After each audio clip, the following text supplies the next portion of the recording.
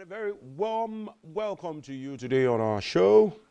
And as always, it's nice to have you join us. This is Political Spectrum coming to you live from Uyo, the state's capital. And I remain your host, Onumese Ehinoma Olusegun. First, on President Tinubu's administration's calendar. Today is November 30th, Thursday, 2023, and it marks exactly 187 days of President Bola Tinubu in office as the President of the Federal Republic of Nigeria. This is now exactly 6 months and 5 days as Commander-in-Chief of the Armed Forces.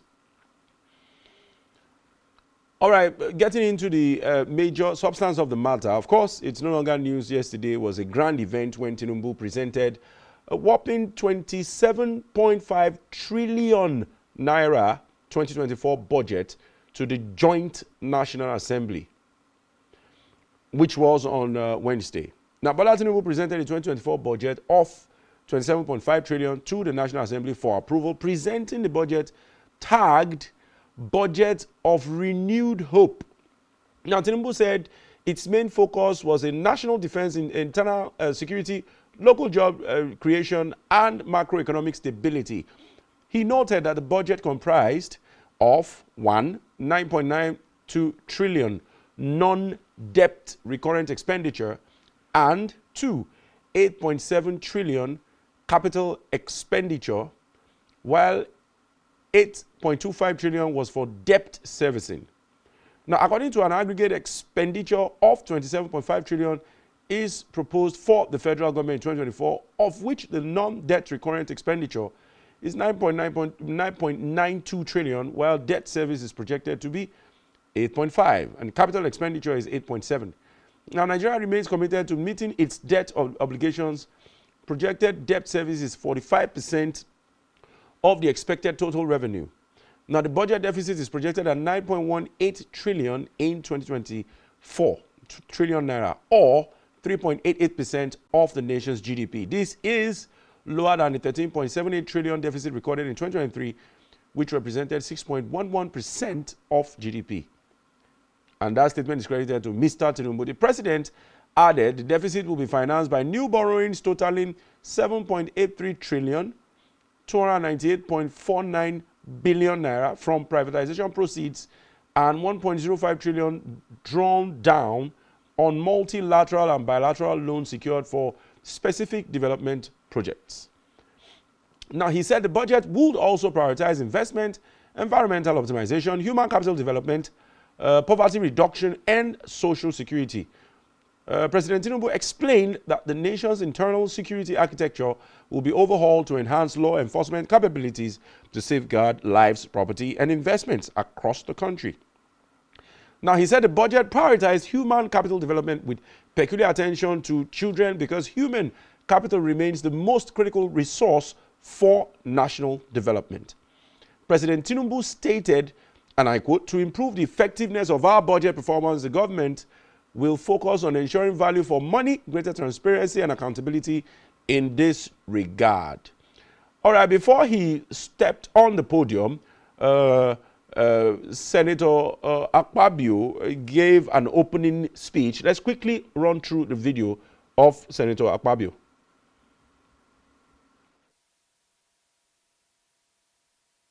On behalf of the Right Honorable Speaker of the House of Representatives, the distinguished Deputy Senate President, the Right Honorable Deputy Speaker of the House of Representatives, the distinguished Senate Leader, the principal officers of both chambers, distinguished senators and honorable members of the House of Representatives, I, distinguished Senator Godswill Akpabio, with great honor and privilege, welcome an alumnus of this great National Assembly, our Reformation Ambassador to Aso Rock Villa, the esteemed President, Commander-in-Chief of the Armed Forces of the Federal Republic of Nigeria, His Excellency Senator Bola Ahmed Tinubu, GCFR.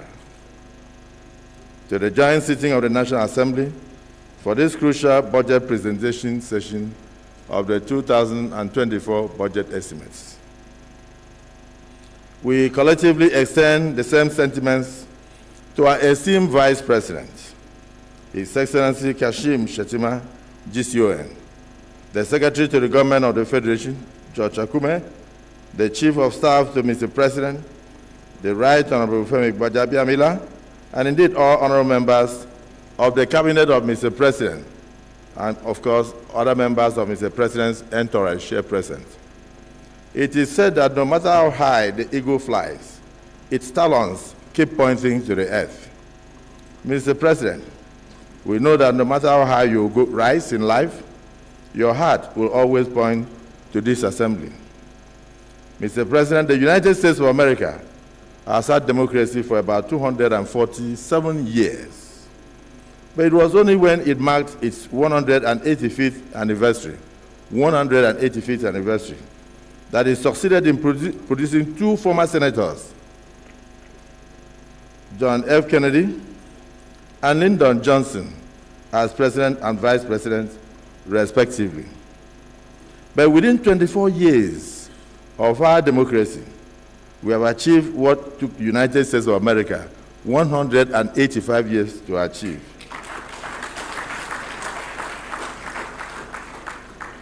Not only do we have two former distinguished senators serving as president and vice president of our dear country, we also have other alumni of this National Assembly in positions of public trust.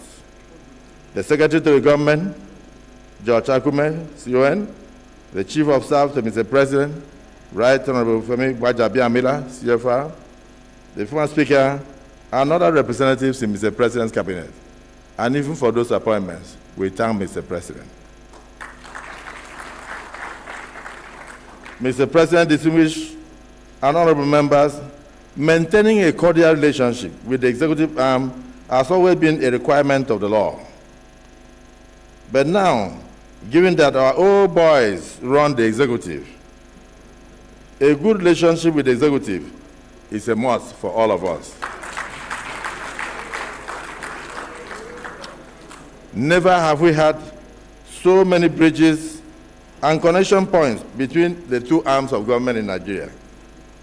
So we will continue to work hand in hand and see eye to eye with the executive arm while ensuring that the principles of separation of powers as checks and balances as enshrined in our Constitution are observed in the overriding public interest. Achievements of Mr. President Bola Ahmed Tinubu's administration so far. Those who doubted him initially forgot his track record as the governor of Lagos State from 1999 to the year 2007. And Lagos, of course, is Nigeria's melting pot.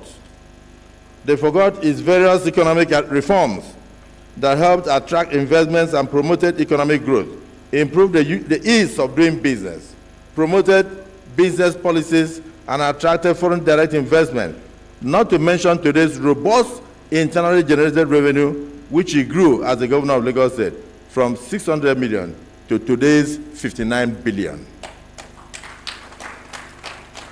Nigerians strongly believe that with the debt profile of the day today, that we are the man for the job to fix our economy. All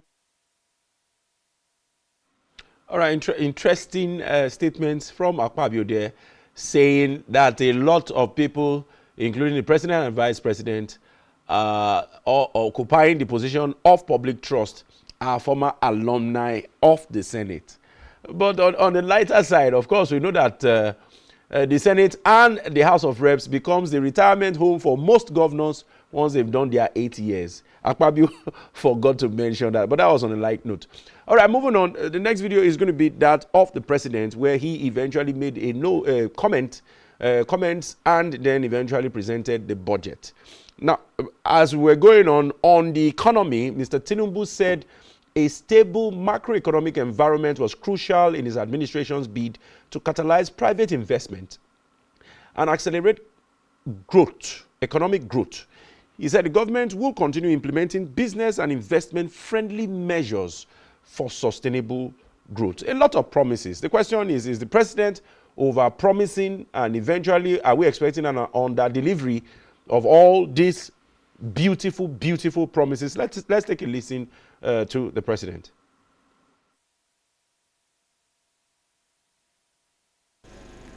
In furtherance of my sacred duty and obligations as the President of the Federal Republic of Nigeria, it is my honor to be here today to present my administration's 2024 budget proposal to this joint session of the 10th National Assembly. This moment is especially profound and significant to me because it is my first annual budget presentation to the National Assembly. Distinguished senators and honorable members of the National Assembly, I commend your swift consideration and passage of the 2023 Supplementary Appropriation Bill and the 2024 to 2026 Medium-Term Expenditure Framework and Physical Strategy paper. Your prompt action underscores your devotion to economic development and to the greater welfare of our people. It also highlights your desire to work in close collaboration with the executive branch. We do not serve ourselves. I appreciate you. We must always strive to work together to serve and benefit the people of our beloved country. Once again, I say thank you. Well done.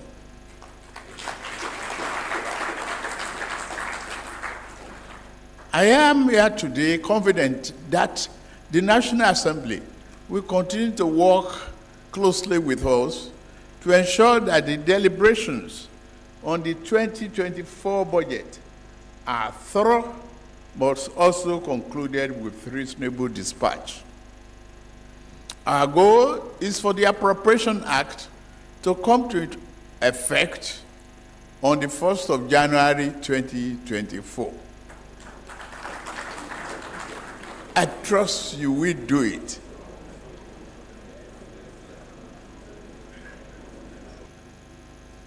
Today, I stand before you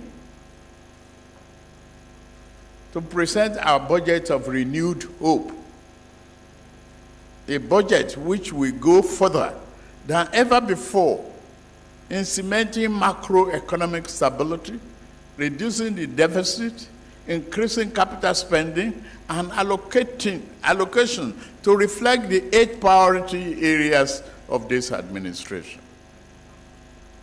The 2024 appropriation has been themed Budget of Renewed Hope.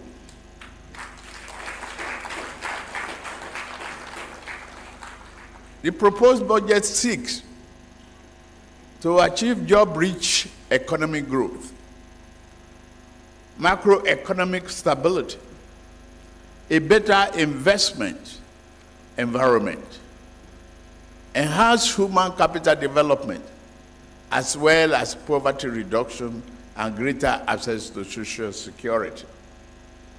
Defense and internal security are recorded top priority. The internal security architecture will be overhauled to enhance law enforcement capabilities and safeguard lives, property, and investment across the country. Distinguished members of the National Assembly, the revised 2024 to 2026 Medium-Term Expenditure Framework, MTEF, and Fiscal Strategy, FSP, set out the parameters for the 2024 budget after a careful review of development in the world oil market and domestic conditions.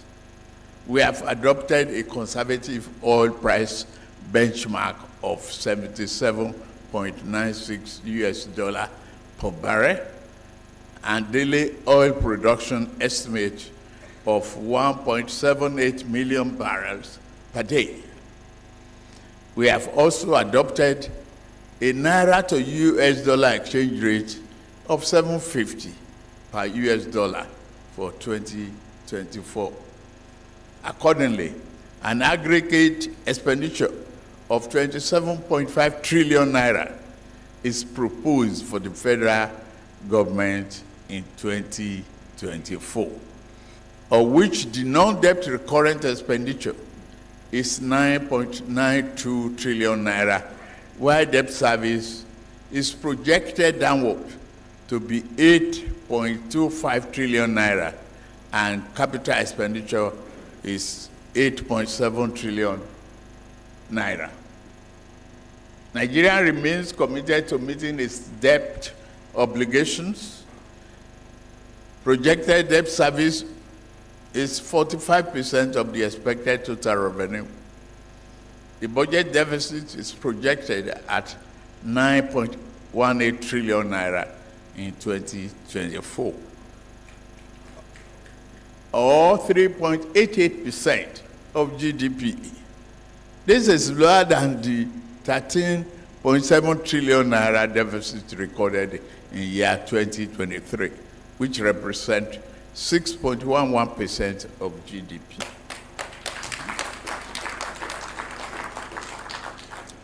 The deficit will be financed by new borrowings totaling 7.83 trillion naira. Strategically, 298 billion naira from privatization proceeds and 1.05 trillion naira drawdown on multilateral and bilateral loans secured. All right, there you have it, a lot of promises. But then, ever since he presented the budget, there's been a lot of comments from economic and political pundits per se. The first being that with this budget of renewed hope, is it a pathway towards achieving a $1 trillion economy in the next 8 years as promised by him and his economic team? That's the first. Then what are the benchmarks? What are the benchmarks? He has said that it will be at 750 naira per dollar and at a production rate of crude oil of 1.78 million barrels per day. All these are things that have been going back and forth as people continue to argue and make criticisms and in some cases commendations about the budget of renewed hope. So let's hope that really this budget is the budget of renewed hope. Now, moving to our next development, this is coming from Amnesty International. After 6 months in office, Amnesty is accusing Nigeria's President Tinubu for failing to uphold human rights. Now, Nigeria's President Bola Tinubu administration has failed to ensure respect for human rights and the rule of law after 6 months of his stay in office. Now, Amnesty International has said as it launches a human rights agenda for the government following a period in which Tinubu unveiled new government policies that did not address rampant human rights violations across the country. Now, Tinubu's new administration still has a chance not only to ensure that everyone is able to fully and effectively enjoy their human rights, but also to hold perpetrators of past right violations to account. Now, the Nigerian authorities must ensure that human rights are at the center of their policies, implement findings of previous investigation panels on human rights violations, and promptly and thoroughly and also impartially, independently, effectively, and transparently investigate human rights violators under the past government to ensure justice and accountability. Now, let us see the human rights agenda set by Amnesty International for the president in his administration. Although the Nigerian Constitution 1999 as amended contains provisions on human rights, and Nigeria has ratified several human rights treaties, including the International Convention on Civil and Political Rights and the African Charter on Human and People's Rights, the country has been plagued by decades of human rights violations and abuses perpetrated by both state actors and non-state actors. Now, Amnesty International has previously documented numerous human rights violations in the country. Yet, victims continue to be denied access to justice and effective remedies. Now, the organization is recommending concrete measures that the authorities must take to ensure that human rights in the country are effectively respected, protected, promoted, and fulfilled. President Tinubu's administration must guarantee and ensure respect for the human rights of everyone in the country. That statement is credited to the director of Amnesty International, new director after Osai Ojugo. Now, in Nigeria, the rights to freedom of expression and media freedom are routinely violated occasionally. Even security forces threaten, arrest, and detain journalists, bloggers, human rights defenders, and activists simply for doing their work. Now, during the 2023 general elections, at least 42 journalists were attacked, harassed, beaten, or denied access to cover the elections. The Nigerian government must conduct a thorough, impartial, independent, effective, and transparent investigation into counterinsurgency operations carried out in the northeast of the country by security forces since 2009.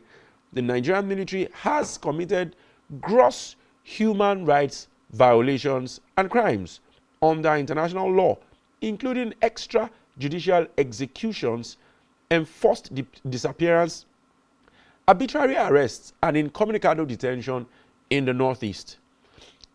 These statements were credited to Issa Sanusi, the director of Amnesty International Nigeria, as he charges the current government to uphold an agenda for human rights within his tenure as the president of Nigeria. Now he continues, the authorities must also fully implement findings of the investigations of the killings of peaceful NSAS protesters by the military and police at Lekki Toll Gate on 20th October 2020. All atrocities committed by the police before and after the disbandment of the Special Anti-Robbery Squad SARS must be investigated. Now, victims must also receive compensation and the perpetrators must be brought to justice. The Nigerian authorities have failed to address rising cost of living triggered by the removal of fuel subsidy and increasing taxation amidst unprecedented inflation. Now, this has plunged millions of struggling families into more poverty, with more families unable to meet the cost of food, education, and healthcare. Now, the killing of civilians in southern Kaduna has also remained unresolved for several years. He raised another point. And he continues, the Nigerian authorities have failed to bring an end to these deadly attacks. Since December 2022, gunmen have killed over 150 people in southern Kaduna. That is those that are recorded. How about those that were not recorded? Now, the perennial violent clashes between farmers and herding communities in some regions of Nigeria over access to resources such as water and pasture land also remain unaddressed. At least 3,641 people were killed between January 2016 and October 2018. Deadly clashes between farmers and herders remain commonplace in central Nigeria, with attacks in Benue and Plateau recently claiming dozens of lives. All incidents must be investigated thoroughly, effectively, and impartially. Now, in December 2015, the Nigerian military carried out a mass slaughter of men, women, children in Zaria and attempted to cover up their shocking crime. The military also burned people alive, razed buildings, dumped victims' bodies in mass graves, demonstrating an utter contempt for human life. Authorities must thoroughly, impartially, independently, effectively, and transparently investigate these human rights crimes and bring suspected perpetrators to justice in fair trials. Gunmen known locally as bandits are frequently being carried out attacks on rural communities and travelers in Zamfara and many other areas in Sokoto State in the northwest. Now, last week alone, gunmen abducted at least 100 people in Zamfara State in another round of ruthless attacks on rural communities. Also, gunmen continue to abduct and kill people. In the rural areas of Katsina State, these gunmen have been blamed for killings of thousands of people in their homes, in their farms, in their mosques, in their markets. This violence must be halted and suspected perpetrators brought to justice in fair trials.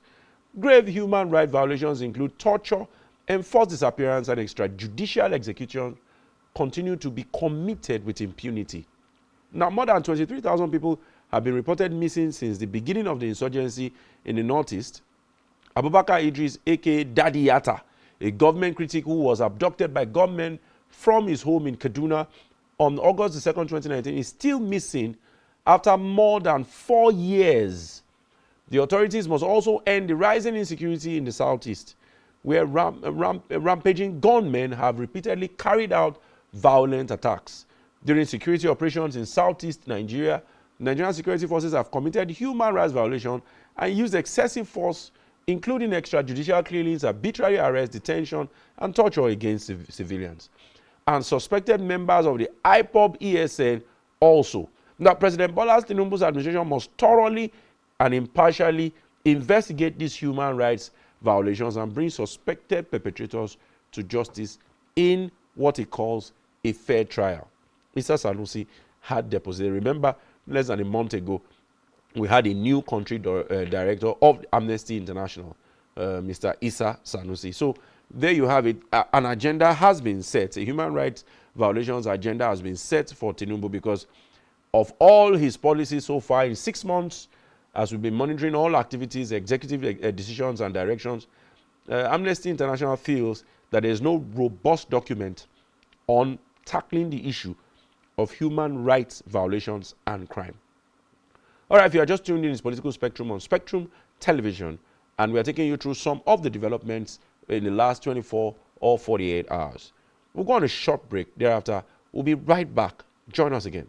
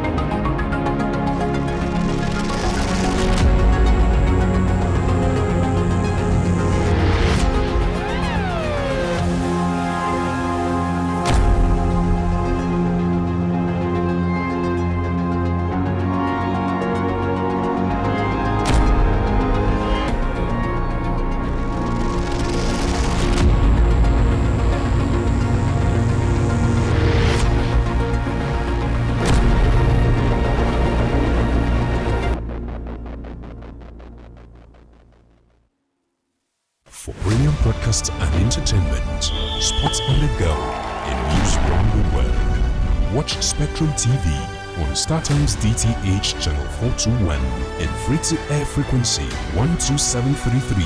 Visit our website, spectrumtvlive.ng. Spectrum TV, broadening your horizon.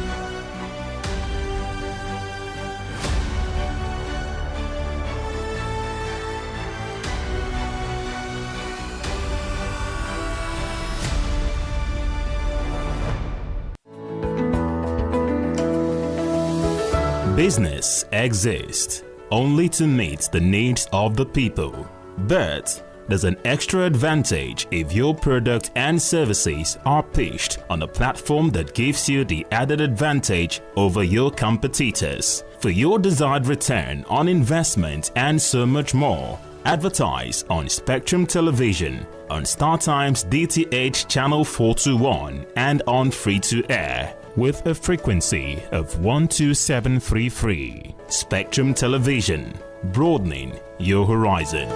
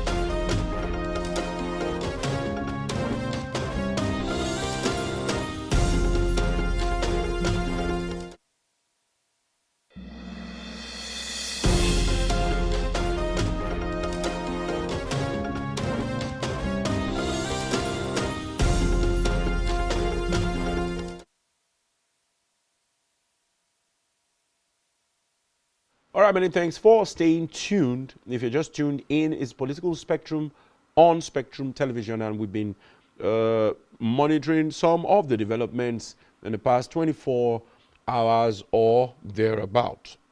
All right, moving to the very next development. Of course, we understand that the trial of a certain very, very important ex-governor and some other very important dignitaries are still on after a lot of years. And 1.2 billion naira cash was airlifted to Fayose in 2014.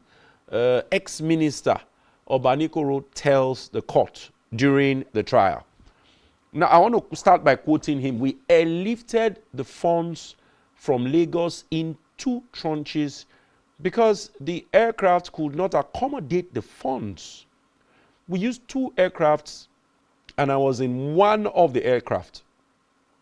Musiliu Obanikoro, a former minister of the state for defense, on Wednesday told the Federal High Court in Abuja, how about 1.2 billion cash was ferried in an aircraft from Lagos to Ekiti State for Ayodele Fayose, a former Ekiti State governor. The money was allegedly delivered to Mr. Fayose in July 2014, about a month before his second-term election as Ekiti State governor. On the platform of the People's Democratic Party, Mr. Fayose, whose first term in office was from 2003 to 2003 to 2006, successfully ran for a second term in 2014 against the then incumbent Governor Kayode Fayemi. Well, now Mr. Agbele is being tried before a Federal High Court judge in Abuja, Justice Nnamdi Dimba. Now, Mr. Fayose is also facing a similar but separate trial in the Lagos Division of the Federal High Court. Now, what are the charges? Follow me. The FCC in August 2016 arraigned Mr. Agbele and 3 other companies before Justice Dimba on 11 counts of money laundering involving 4.7 billion, which was allegedly taken by former National Security Advisor Mr. Sambo Dasuki. I'm sure a lot of you can remember now. Now, from the NSA's office account with the Central Bank of Nigeria, the 3 companies charged alongside Mr. Agbele were 1. Sylvan McNamara Limited linked to Mr. Obanikoro, the Privateer Limited run by Mr. Agbele, and Spotless Investments Limited, whose bank account was largely or allegedly being operated by former Governor Fayose and his wife, Feyi Shetan. Now, the EFCC alleged that on 17 June 2014, Mr. Agbele, along with Mr. Obanikoro and other suspects said to be at large, fraudulently took 1.2 billion from the total 4.7 billion allegedly diverted from the office of the National Security Advisor's account, when they reasonably ought to have known that the money was part of proceeds of Mr. Dasuki's unlawful activity. Now, the commission alleged that Mr. Agbele and the 3 companies did retain, transfer, and convert part of the proceeds of the funds for their personal use when they reasonably ought to have known that they were part of the proceeds of Dasuki's unlawful activity. Now, at the point Obanikoro now testifies. Now, at the resumed hearing on Wednesday, Mr. Obanikoro, who testified to the EFCC as a prosecution witness, said the 1.2 billion was lifted to Ekiti State for Mr. Fayose because, one, Diamond Bank, which was holding the money, was unable to disburse it due to volume of the cash. When the prosecuting lawyer, Wahab Shitu, a senior advocate of Nigeria, asked Mr. Obanikoro to expatiate on the source of the 1.2 billion, he replied that he did not know the source of the money and that he only got the information on the money from Mr. Dasuki. The witness explained that it was Mr. Dasuki who informed him that the said money had been paid into the account of Sylvan McNamara Limited, which is Obanikoro's firm. Now, I want to quote him. I was a minister under Jonathan administration in 2014. Sometime in 2014, we were going to have an election in Ekiti State. I was saddled with the responsibility of coordinating the activities in the election. Some days before the election, I got a call from Governor Fayose asking me if I received any message from him, from the office of the National Security Advisor. I can recall that prior to that, we had some activities, among which was fundraising for the purpose of the Ekiti election. Now, when Mr. Fayose called, I told him I would call him later. I had a phone conversation with the NSA and was told he would get back to me. After he got back to me, that 2.2 billion was paid into the account of Sylvan McNamara Limited, Mr. Obanikoro revealed the money came from the NSA. I can't vouch for the source of the funds. Only the NSA can explain the source of the funds. I handed over 1.219 million cash to Agbele and aid to Mr. Fayose for onward delivery to Fayose. That's 1.219 billion naira, sorry. I did not take any money, or neither did I take the 19 million, contrary to a publication by a Lagos-based online platform. He added, money meant for election in Ekiti. Mr. Shitu further asked the witness about his relationship with Sylvan McNamara Limited. In his response, Mr. Obanikoro said, and I quote, the account was created to deal with the issue of Boko Haram in Lagos. The account was created by Taiwo Karim and was used for the purpose of disbursing funds for the election. I put a call through to let Mr. Fayose know that the money had been paid. Now, here was an issue that they said Diamond Bank had said it did not have the capacity to make the funds available, so we opted to airlift the funds. The funds were airlifted from Lagos in 2 tranches. The volume was so much that even the airlifting had to be twice. Now, I continue to quote him. Myself, my ADC, and my security orderly were there, including a top aide of Fayose, to meet Mr. Agbele, the bank manager. I instructed my orderly to escort Mr. Agbele and ensure the safe delivery of the money. The former minister said, now asked about the source and what the funds were meant for. During the witness box, Obanikoro said, and I quote, they were meant for the election in Ekiti. It came from Diamond Bank. 1.219 billion was moved from Diamond Bank out of the 2.2 billion Diamond Bank has since merged with Access Bank PLC. I quote him again, "We airlifted the funds from Lagos in 2 tranches because the aircraft could not accommodate the funds. We used 2 aircrafts, and I was in one of the aircrafts." Now, after listening to the testimony, the judge, Mr. Dingba, adjourned the suit until 27th of February 2024 for the continuation of the trial. Of course, a lot of you are conversant with the trial that has gone on ever since Fayose left office, that is linking him and a lot of other senior dignitaries of the PDP to the former National Security Advisor to the President, Mr. Sambo Dazuki, on some monies that went round to ensure elections were won across all the then PDP states. The trial has been on for months now, if not going into years, and who knows how it will end.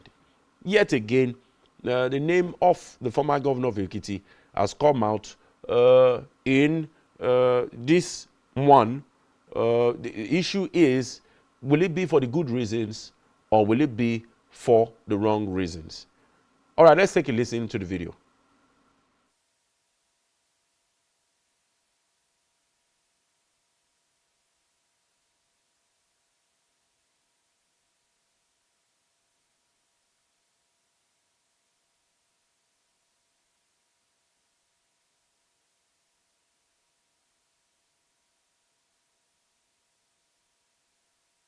Now, let us now travel back to Kogi State, where Dino Melaye once again is stating categorically that so long as the election in Kogi is concerned, he is very sure that a lot of things went wrong. There was a lot of fraud and that people should do something about it. But he has said that on his own, just like the SDP person initially said, that he will not go to court. And I want to quote him.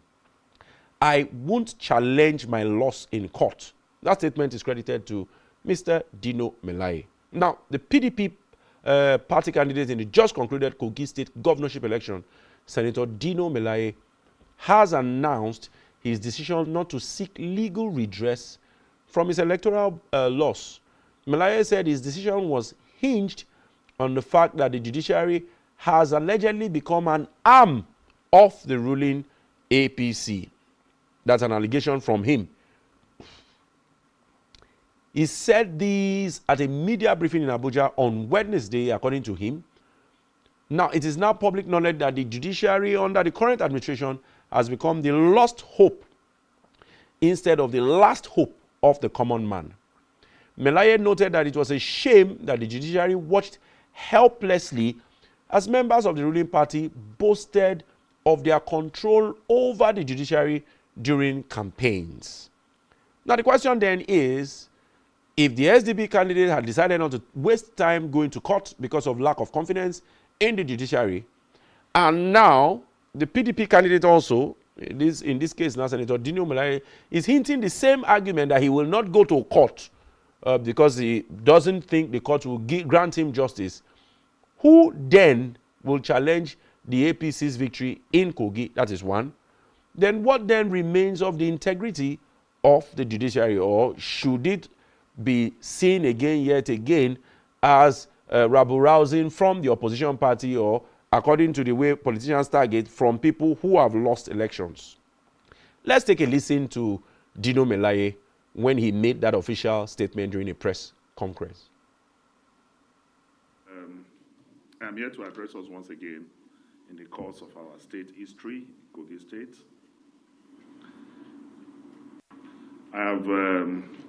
I'm here to address us once again in the course of our state history, Kogi State. And today I will be discussing what I have christened or titled, "Why I Will Not Go to Tribunal." That is the heading. And the subheading is INEC and Judiciary, the biggest threat to democracy in Nigeria. INEC and Judiciary, the biggest threat to democracy in Nigeria. Fellow pressmen, in all thriving democracies around the world, the election management body like INEC and the judiciary are its sustaining pillars. The constitutional duty of INEC is to conduct periodic, free, fair, and credible elections and declare popular will of the people as expressed through the ballot. But at the moment, election results are now written and prepared before election day under Professor Mahmoud Yakubu. The judiciary is supposed to be the last line of defense of democracy and the rule of law. But the tragedy today is that the judiciary over the years have not lived up to the expectation fully on matters of electoral justice. Worse still, it has now been captured by APC, and it's now the weakest link for the subversion of democracy in Nigeria. What a disgrace and shame to the largest black race of the world. A democracy without a rule of law and a courageous judiciary has in it an inner virus that will lead to its destruction.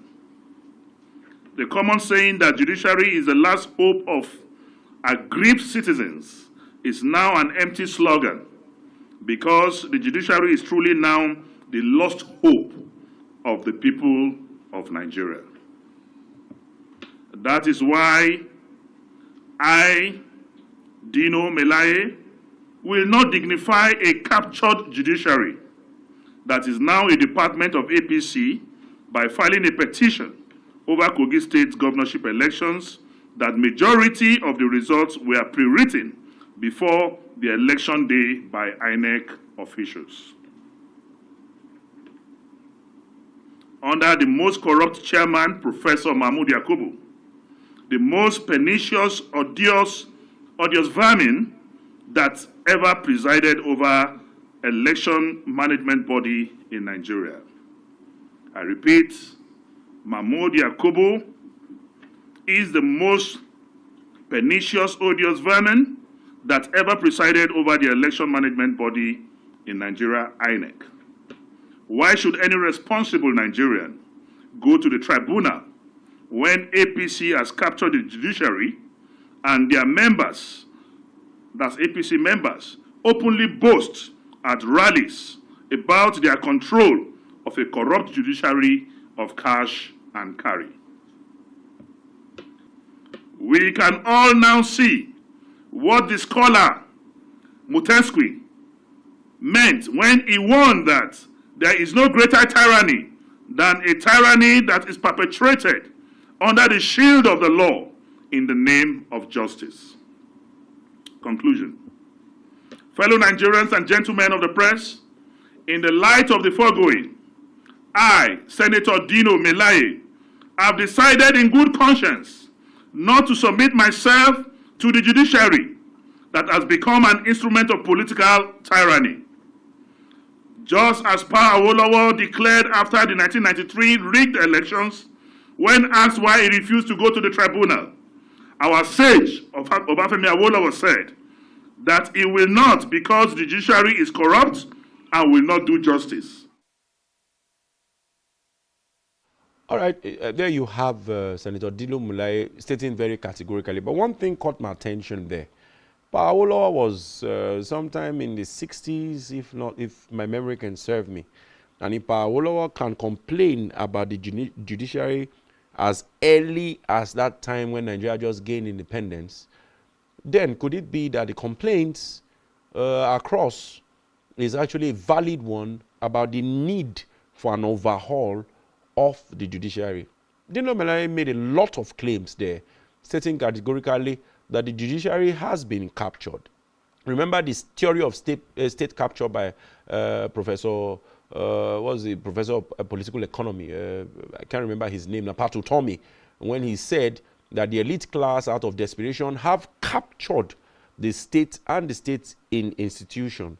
And I think he coined some big vocabulary for it. Then I'll go back and read and probably get back to you on that. But Melaya made some very, very, very strong statements. Yes, the opposition to Melaya have said, okay, there he goes again, a very sore and bad loser. He has lost and he won't keep quiet. Initially, they also said he was doing some kind of media trial, that all he needed to do was gather all his evidences and then go to court without really announcing them, so that the people he feels are the ones who have been fraudulent about the elections, they would not know the details of the petition he is going to write. But here you have him now. He has come out openly in a press statement to say, I will not go to court, and his reasons are very clear. I will not, according to him, I will not dignify an extension of the ruling APC. And according to him, the judiciary has been totally captured by the ruling APC. Are these facts? Are these rumors? You be the judge. If you're just tuning in this political spectrum, we'll go on another short break, and then we'll come with two more strong developments, and then we'll ask for your opinion thereafter. Don't go anywhere. Stay tuned. Join us again.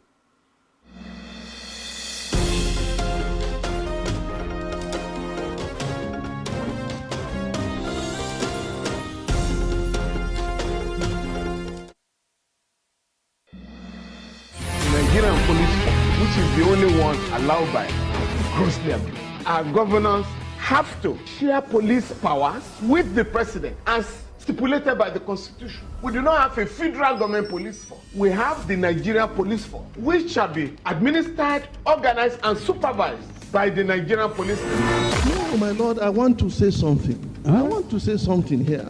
Perhaps it might also enlarge the scope of people who should be invited here for examination. My lord, if we cannot find those who literally murdered Abiola, who are those people who could be said to be the beneficiaries of the death of Abiola? Rogers has linked you with some of the killings he did. He never did. He linked you with the attempted murder of Hebrew. He did not. My lord, the Matters Council is leading the evidence in our matters. Is this an adversary proceeding? It's not, my lord, but we can't be talking about cases which are in court. Is this an adversary proceeding? It's not, my lord. These cases are in court, my lord. I'm just reminding your lordship. My lord, sorry, my lord, I think I'll be in cross-examination. Legally Speaking, a program that deals with legal issues and questions we face as citizens of this amazing country, Nigeria. Legally Speaking. Join us every Friday from 5 p.m. to 6 p.m. for Legally Speaking.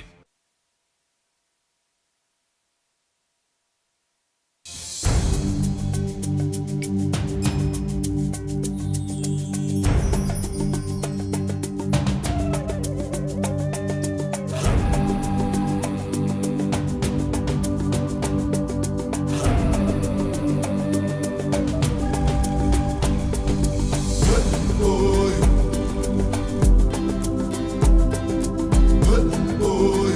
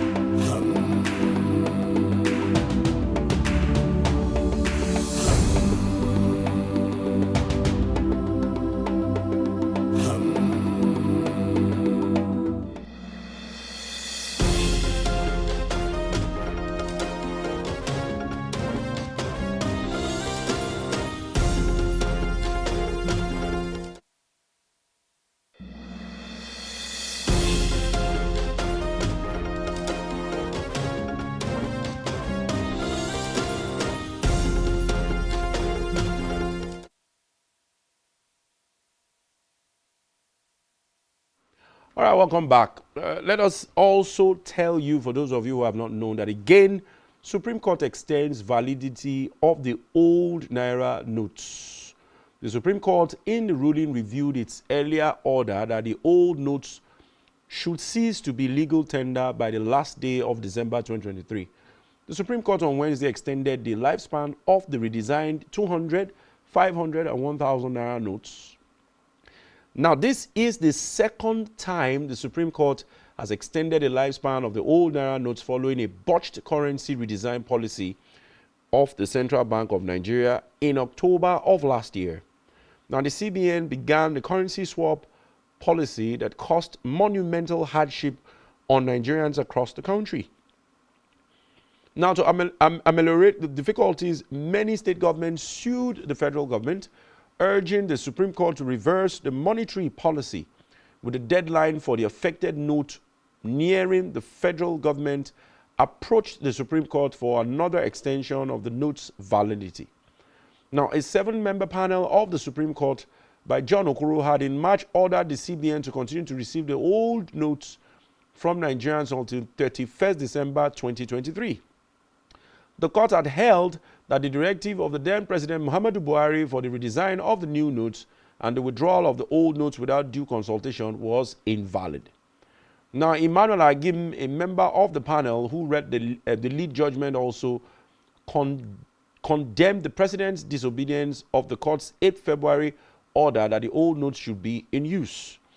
Now, at Wednesday's proceedings, the Supreme Court panel led by John Okoro ruled that the old notes remain legal tender until they are replaced with the redesigned notes. According to Mr. Okoro, the old notes would coexist as legal tender with the redesigned ones. The ruling was based on a request by the Attorney General of the Federation, AGF, and the Minister of Justice, Lateef Fagbemi, SAN, who was accompanied by the Acting Director, Civil Appeals, Federal Ministry of Justice, Tijani Ghazali, SAN. The court, in the ruling, reviewed its earlier order that the old notes should cease to be legal tender by the last day of December 2023. Mr. Okoro was heard to be saying, and I quote, "The old versions of the 200, 500, and 1,000 Naira notes or currency shall continue to be legal tender alongside the new or designed versions until government decides to bring the circulation of the old versions to an end after its consultation with critical stakeholders and after putting all required structures in place." Now, other members of the Supreme Court panel are Uwani Abaji, Helen Ogunwumiji, Ibrahim Salawa, Adamu Joaro, Tijani Abubakar, and Emmanuel Agim. Now, all of them agreed with the ruling. Former President Buhari and ex-CBN Governor Godwin Emefiele had stubbornly pursued the Naira redesign policy in flagrant disregard for the Supreme Court order halting it. Now, recall that earlier this month, the CBN announced its desire to extend the legal tender status deadline of the old design of 200, 500, and 1,000 denominations ad infinitum, which means that indefinitely. Now, the bank also indicated its statement announcing the plan of that the government to approach the Supreme Court to vacate the subsisting order on the matter. Thus, all banknotes issued by the Central Bank of Nigeria, CBN, in accordance with Section 25 of the CBN Act 2007, will continue to remain legal tender ad infinitum, even beyond the initial 31st December 2023 deadline. The CBN is working with the relevant authorities to vacate the subsisting court ruling on the same subject, the CBN statement had said. Now, here you have it. So, for those of you who were wondering that by December the old notes will cease to be legal tender, yet again, the Supreme Court has revised that and has made it very clear that it is still legal tender, which means you can still spend it. And of course, we all know the reasons are obvious. Nigeria, at this point in time, cannot afford to start printing fresh notes because, of course, it takes a lot of money in billions, if not tens of billions, to print these notes. And most times, Nigerian Security Printing and Meeting subcontracts these contracts to foreign companies to print and then bring. And that has a very, very huge burden of cost on the Nigerian economy. So the Supreme Court has made it very clear. And whatever it is the Supreme Court says has become law. That the old notes will remain legal tender ad infinitum, that is till indefinitely, until maybe a new policy of some sort emanates from the presidency or the CBN as it is. All right, let's quickly take another development. More teaching hospitals may risk shutdown over exodus of medical professionals. Now, you recall the story that has been going around about a particular part of Lagos University Teaching Hospital closing about 15 wards of about 150 beds because there are no enough medical professionals, to handle those wards. And they say this is due to the fact that a lot of the doctors and nurses are traveling abroad for greener pastures, as it looks like Nigeria is not ready to support their career. Now, more teaching hospitals might shut down due to shortage of nurses, doctors, and other health officials on account of their massive relocation abroad. President of the Nigerian Association of Resident Doctors, NARD, Dr. Dele Abdullahi, has indicated the fear follows the report that the Lagos University Teaching Hospital LUTH, Idiaraba, has shut 5 wards with 150 bed capacity over that same development. Now, the House of Reps Committee on Health had on Tuesday, during an oversight visit to the medical institution, stressed the negative impact of the relocation on the country's health manpower. Its chairman, Dr. Amos Magaji, has described the situation as worrisome, assuring that the legislative arm of the government was working round the clock to reverse the trend and address medical tourism. Now, the NARD boss told The Guardian that the LUTH scenario was a reflection of happenings in the 52 federal health institutions nationwide.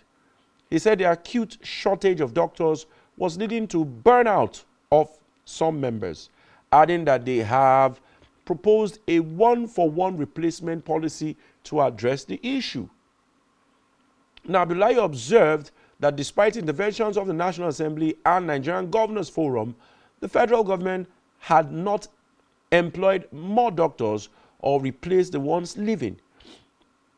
He said the Association of Resident Doctors, ARD, in Enugu State University Teaching Hospital, ASUT, will begin an indefinite strike on the 1st of December after their demand to increase doctors' employment and enhance security within a 14-day time frame issued on November 18 was not heeded by the state government. Now, the doctors said it had been 120 days since the Enugu government promised employment of medical officers and resident doctors. Now, the AID President Abdullahi warned that if the federal government failed to meet their demands next January 2024, industrial harmony could not be guaranteed. The National Association of Resident Doctors, Healthman, who is a resident doctor at the University of Ilorin, submitted, and I quote him, "The issue of shortage of doctors is getting worse, and the government is just beginning to realize." The Minister of Health declared a state of emergency in the sector during the just concluded National Council of Health in Ekiti State. As of now, a section of Obafemi Awolowo University Teaching Hospital, OAUTH, the behavioral science psychiatry, has been shut down.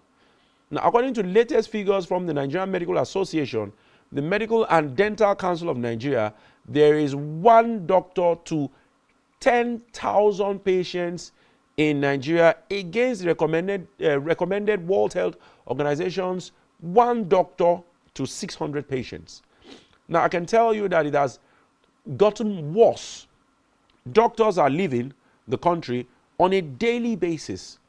The situation has resulted in massive burnout of doctors nationwide. NARD is compiling work on ideal manpower that the country needs between January and July 2023. 900 doctors left the country, and Another 900 says they want to leave. Now we request, I'm quoting them, that we request for one replace one policy. The idea is to maintain even the sub-optimal level we were before now. We're hoping that the federal government can look at this policy. It is not just about the shortage of doctors in Luth, but in Lagos. How many doctors do we have in Lagos State University Teaching Hospital, Ikeja?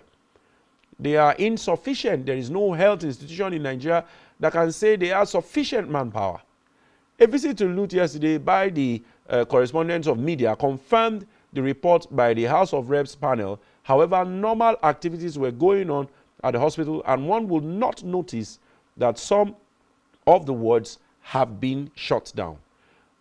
Now, efforts to speak to the Chief Medical Director, Professor Wasiu Lare Adeyemo, at that point, while we were taking the report, proved abortive, as he did not pick his calls. Also, the medium could not reach the National Association of Nigerian Nurses and Midwives and Nursing and Midwifery Council of Nigeria. But Secretary of the NNM, Toba Odumosu, said, and I quote, "The situation is getting dangerous. More people are leaving. We're experiencing acute shortage, and it is affecting quality of healthcare. Now we have to bear more burdens. The situation is that more nurses want to go abroad. The response of the government is not commensurate. We are calling for a state emergency. We do not know what the budget for the next year will be. It is time we started looking at the recommended 15% of national yearly budget on health." A consultant endocrinologist and former chairman of Medical Advisory Committee at Luth, Professor Olufemi Fasomade, said no tertiary hospital or ward could cope with severe shortage of nurses, noting that they are closer to patients and these issues will continue to deteriorate. Now, recall that on this same show, we had a very, very robust conversation when NARD and the other medical association were to go on an industrial strike. And one of the things they asked for, which I feel, or a lot of people feel, that may not be too much for government to respond to, is the one-for-one replacement. Of course, there is this popular saying that talent always finds its level. Especially when an environment where the talent thrives does not support it, most times what happens? They emigrate or they move to greener pastures. And that has been the issue in our medical profession amongst many other professions in Nigeria. The economic situation is biting hard. Aside the fact that the leadership of the nation is saying, let's be patient. People have suffered too much. A lot of people have died. And as such, a lot of our medical and health practitioners are moving abroad to places where the working standards and living standards are a lot better. And NARD, National Association of Resident Doctors, are saying, as these people leave, replace them with doctors that are being trained, because doctors are churned out on daily basis. But has the government done anything about that? We are yet to hear from government. Now, we're having situations where hospitals are being shut down every day. Wards are being shut down because there are no enough manpower to man them, which consequently results in the reduction of our healthcare services and the scope of our healthcare services. We'll quickly go on a short break and we'll be right back to wrap up the show. Join us again.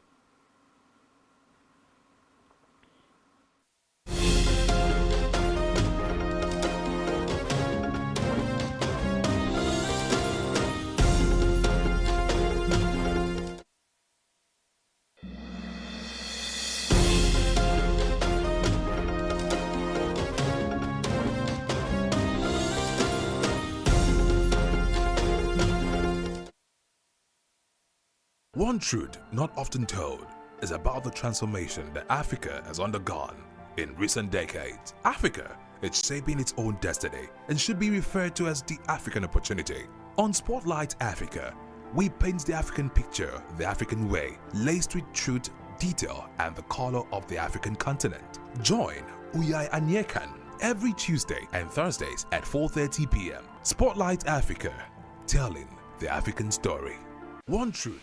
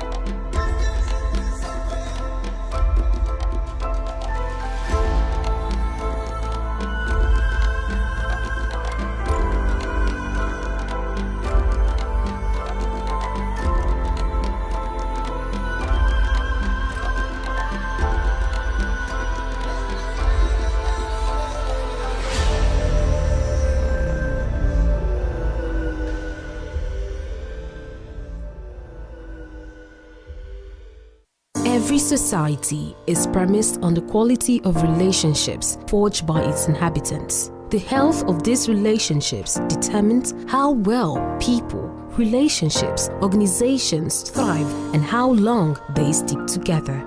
Join Uyai Anyekan on Connect every Wednesday from 6 p.m. to 6:30 p.m. and on Sunday 2:30 to 3 p.m. on channel 421 on Star Times to catch all the conversations, interviews, real stories on how to navigate relationships and family life in the 21st century. Real people, real faces, real stories. Connect live on Spectrum Television.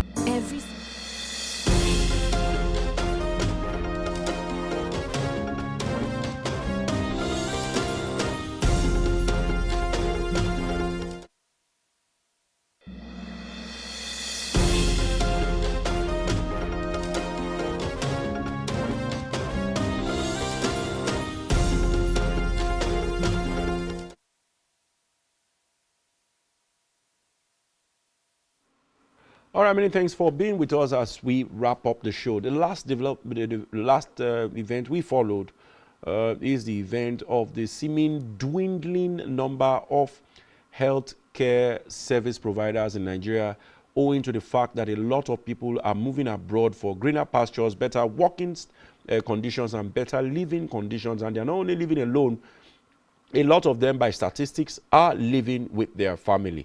We want to also use this platform to urge federal government to look into the one replacement of one policy that was proposed by the National Association of Resident Doctors, so that one, we will be able to employ more Nigerians to serve in the medical and health service provision industry, and then also reduce the shock and the stress and the strain that the current medical doctors are going through.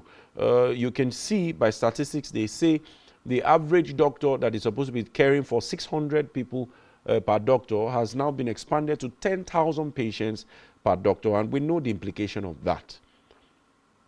All right, that's been all we are able to bring to you today on the edition of the show. We hope that by next edition we'll be back with fresh developments, and you remember that the conversation of deepening democracy and nation building is never exhausted. Remember to always follow us on all our social media platforms. You can follow me at Austin Honor, one word. You can follow Political Spectrum on SpectrumTv at SpectrumT Online. And remember that most of our editions, or almost all of our editions, are streamed live on YouTube, Spectrum Television. Be sure that once you put your input or your opinion, we are sure to get back to you, because everything that is your perspective also matters to us as feedback. Once again, we want to use the opportunity to thank all of you who have been with us throughout the whole year, watching our program, supporting us, and sometimes participating in the program. We want to assure you that next year will also be a very great one as we move into the month of December. We just have a few episodes to wrap up this year's political spectrum. But of course, the program continues and will continue to be stronger. We'll continue to engage government. We'll continue to use the opportunity to put government on its toes by making them accountable to the people. On that note, I'd like to say thank you very much for being a part of today's edition. I remain yours sincerely, Hinoma Olusegun, signing out and saying have a great day. See you on the next edition.